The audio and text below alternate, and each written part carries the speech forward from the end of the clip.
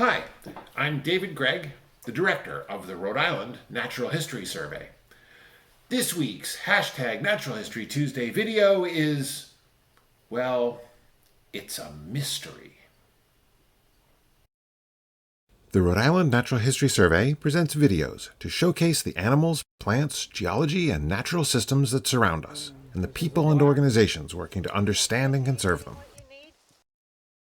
It's a mystery about clams.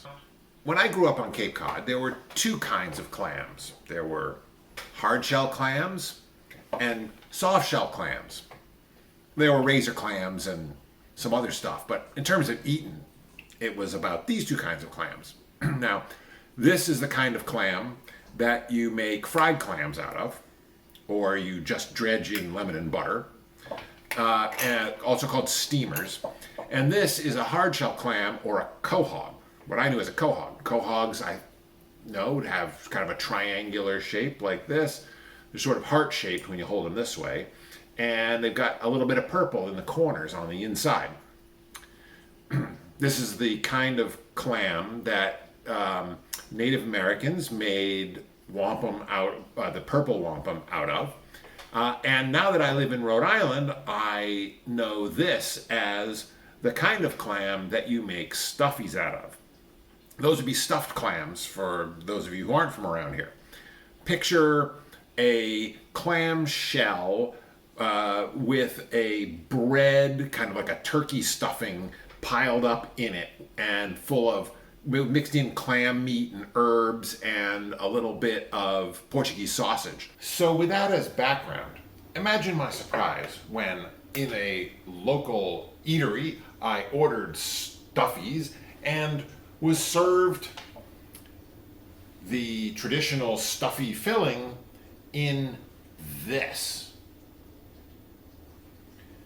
This clamshell has kind of a square shape. Compare it with this. And it's almost entirely purple on the inside. Now, this is not Mercenaria mercenaria, which is the genus and species of what I thought was a quahog. I saved this shell from that dinner. I stuffed it in my pocket, and I brought it home and ran it through the dishwasher. With this shell in hand, I became attuned to the kinds of shells my stuffies were served in, wherever I happened to order them. And I made this collection. And you can see that there are, in fact, we'll get the soft shell clam out of there. You can see that there are, in fact, 4 different kinds of shells that the stuffies came in.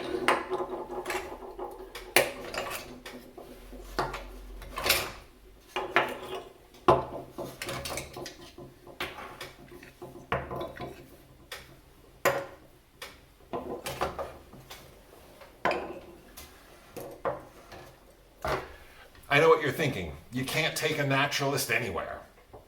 But look at this. So here's this kind, the purple with the square sort of shape. This is the traditional quahog. This one is kind of like that. These two are sort of transitional. But these two here have no purple at all in the corners, although they do have that triangular shape. And then these are round with kind of brown on the outside. I've decided to investigate. So over a period of time, I wrote the names of all the restaurants of the restaurant where I got each shell and its date, and they came from all over. So this is from Greg's. This one's from Aunt Carrie's. This one's from Phil's restaurant in Wakefield. This is from the Matunic Oyster Bar. The Chop House in Wakefield. Let's see, Oak Hill Tavern in North Kingstown. Great place. Good beer. Let's see, this is from Whole Foods. The Ocean Mist. So Jim's Dock.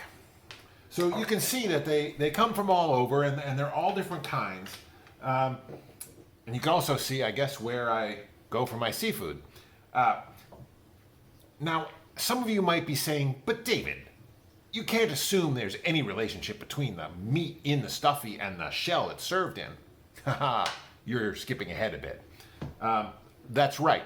But I thought if I investigated the provenance of these shells, it might actually tell me something about whether to expect a relationship between the meat and the origin of the shell at all. So, let's see if we can figure out anything about these shells from the usual sources.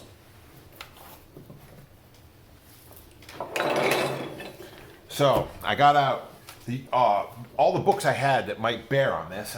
Let's see. Golden Books, A Guide to Field Identification, Seashells of North America. It's kind of a classic. Now this is a real classic. The Field Book of Seashore Life by Roy Waldo Minor. So I got this in 1980. It was published in 1950. It's a terrific book. You can look up almost anything you find on a beach in Rhode Island in this book. And it's got lots of good information about each of the species.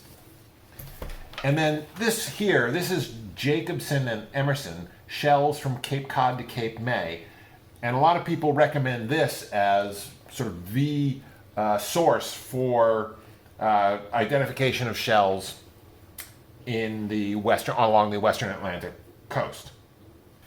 Okay, so in here we can find, well, they call it Venus mercenaria, but there's some variability in the taxonomy. But this is mercenaria, your basic bog standard quahog. Look at that, right there. That's what they're supposed to look like.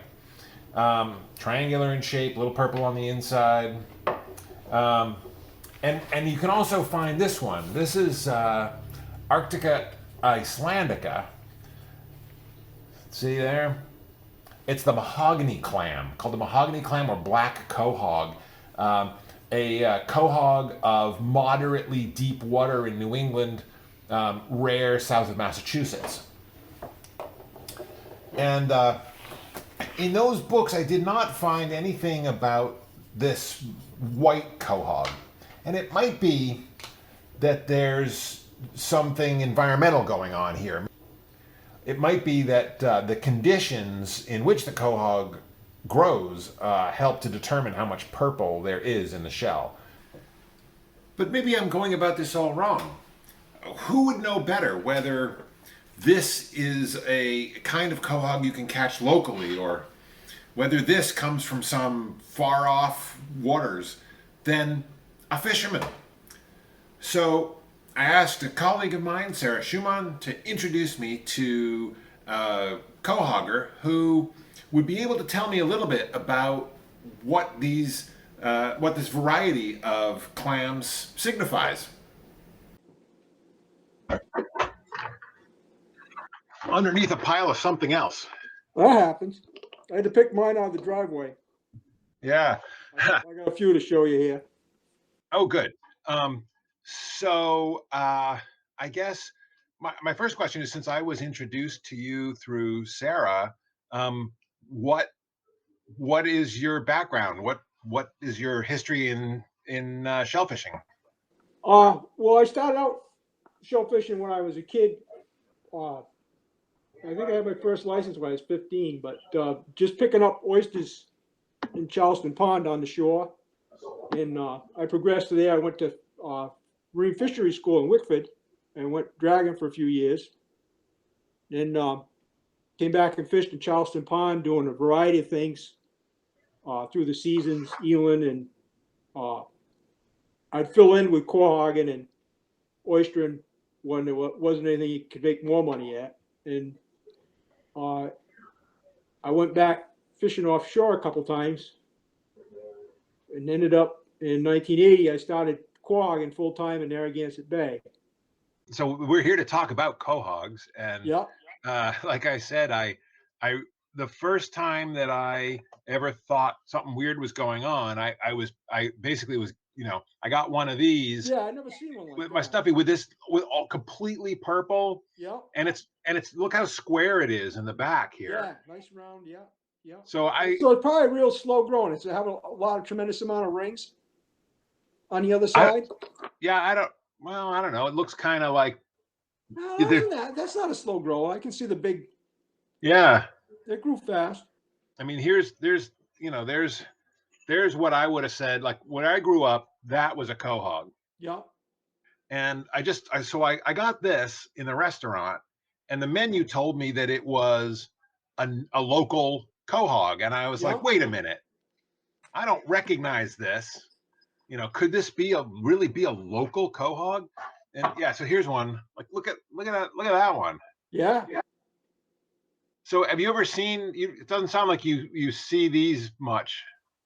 Well, unfortunately, you can't really tell whether a local quahog is a local quahog when they sell it to you in a restaurant, because just because they buy it local doesn't mean it's really local. Right. And there's a lot of product. Product comes from all over. There's a lot of it coming out of Maine, or was a lot of it coming out of Maine in the last few years. There's also a lot of the bigger quahogs that come from are dredged down on the other side of Cape Cod. I'm trying to, what's it? On the north side of Cape Cod, off of Wellfleet, from the canal down into the elbow of the Cape. Yeah, that's all those big sand flats there. Yeah. Yep. Yeah, and they dredge them with boats. So they, like lobster boat size boats, the small draggers. Yeah. And they also do a little bit. They used to do a little bit out of Hyannis. And they also down in Connecticut they dredge a lot. Yeah. The same systems they have in Connecticut where they have oyster leases. They also dredge quahogs in those same areas. Yeah. So the other one that I thought was really weird were these ones that are black on the. That's an ocean quahog. Okay. And those are dredged out in the ocean. Those are really slow growing, and those exist all the way from Long Island up to Nova Scotia. And there's beds of them, and the ones they generally commercially process. They have larger draggers that dredge them with hydraulic dredges. Yeah. And there was a big processor in Warren there, Blount Seafood. Yeah. That's where they process. That's the type of quahog. One of the types of quahogs they process. They also boats process sea clams. Right. So most of the meats that end up in chowders or even stuffies or anything that they buy, a restaurant buys, it's more than likely comes from one of those processes, and it could be an ocean quahog or it could be a surf clam. Yeah. Because the last 20 years they've opened up a big fishery for sea clams and ocean quahogs on George's Bank. And they land in New Bedford mainly. Yeah. So is a sea clam, is that what we call a surf clam? Yep, same thing. Yep. Okay. Yeah, I didn't grow up in any place sandy enough to get many of the surf clams. So when I first saw one on Narragansett Beach, I thought, "Holy smokes, what is this?" Yeah, they're different, but that's what they work for commercially. Most of the clam meats come from. Yeah, so I mean, so like, there's not some, old timer bull raking these out of the bay. No, they're very rare inside of 60 feet of water, and I've never seen one in the bay. Right. And I think you were telling me something about, let's see if I can find another one. So yeah. So this one, there's two of them here. So here's like what I would have said was your basic quahog, like this. Yep. But then there's these ones that are like completely white, the same shape, same exact shape, but completely white. And so mostly the ones that have the purple in them, they come from shallower water. Oh. And the more sandy, gravelly, very rarely any that I've opened that have any amount of the purple in them are generally inside of 15 feet. Yeah. And also, if they're in a real soft muddy bottom, they'll have virtually no purple in them. Right. Huh.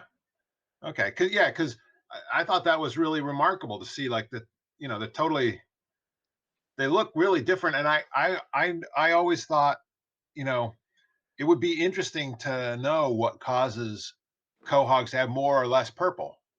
Even in this pond, like, one area I dig is very gravelly, Yeah. and this is one of the shells from there. It's like Wow. like a perfect. It was really pretty when it was wet. Yeah. And Wow. that That's one's really got so purple. much. That one's got so much in it. It's like even noticeable on the outside of the shell. It's got purple. Yeah. But then this one came from an area like, oh geez, less than half a mile away, and that same gravelly bottom, but it's only got it on one side. Oh yeah. Yeah. And I brought home like 20 of them to eat, and they all were the same. Just had that all from that area. They just had that mark on that one side. Great. Okay. Well, thank you very much, Bill. Much appreciated. Yep. Take care. Talk to you soon. Bye bye. Bye. So there you have it, folks. Thanks to Bill Sieczkiewicz, we have some good information on our mystery. He does not recognize these shells at all, and he's got decades, a lifetime of experience quahogging around the bay. We know that these are the ocean quahog, more northerly, the mahogany clam, and the difference between these different degrees of purple is at least possibly partly due to condition. So that's kind of cool. Now, I did ask a malacologist, a scientist who studies shells, for some help with this, and he did not immediately recognize it as a Western Atlantic species. More on this in a second. So Sarah Schumann, who introduced me to Bill, also introduced me through a series of people to Elsie Foy, who's the owner of Aunt Carrie's, and where we get some of these from. And I thought it would be interesting to approach this question from the other end of the supply chain, the restaurant end of the supply chain. And she talked to her salesperson at Cisco, who said 80% of restaurants buy their Stuffies frozen. So they're assembled somewhere in a big processing plant, probably from meats and shells that may not go together. And she said that if a restaurant makes, she also found out that if a restaurant makes their own stuffing mix, they would purchase the chopped clams and the shells separately. The shells come in cases of 100 or 150. She didn't remember exactly what he said. So the shells can be from anywhere. It's not specified on the box. And the reason, again, is that it is just not economical for most people to buy the clams, boil the clams, shuck the meat out of them, and then sterilize the shell, all before you even start making the stuffies. It's just not economical. So that's why a lot of them are made and assembled off-site. And in many cases, there's probably no relation between the meat that's in them and the shell. And in fact, you could buy boxes of shells from somewhere if you made your own stuffing mix with chopped clams and wanted to load them up. So after our investigations, we're down to this. Where is this shell from? What kind of clam is this? And I had an idea. I just entered the Venus clam family into iNaturalist, which is a great online resource where you can scroll through a ton of pictures really quickly. So in scanning through iNaturalist, we can see there are some definite possibilities here. Clams in the genus Saxodomus or Rudotapes. Those are Pacific, primarily Pacific or European genera. And so are these clam meats coming from those places or just the shells when restaurants buy them by the box? All good questions. Anybody who knows more about the market in empty clam shells or about the taxonomy of Venus clams, we'd love to hear from you. Well, folks, that's about all the time we have for this week's hashtag Natural History Tuesday. If you know where this clam comes from, let us know. Or if you've got some other weird shell that's turned up in your dinner plate sometime, send us a picture. We'd love to know more about the natural history on your dinner plate.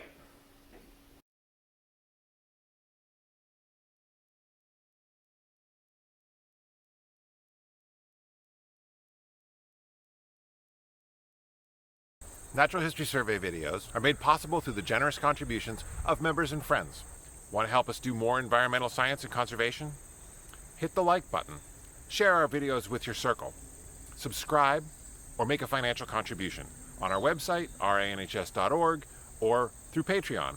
Thanks, and see you out there.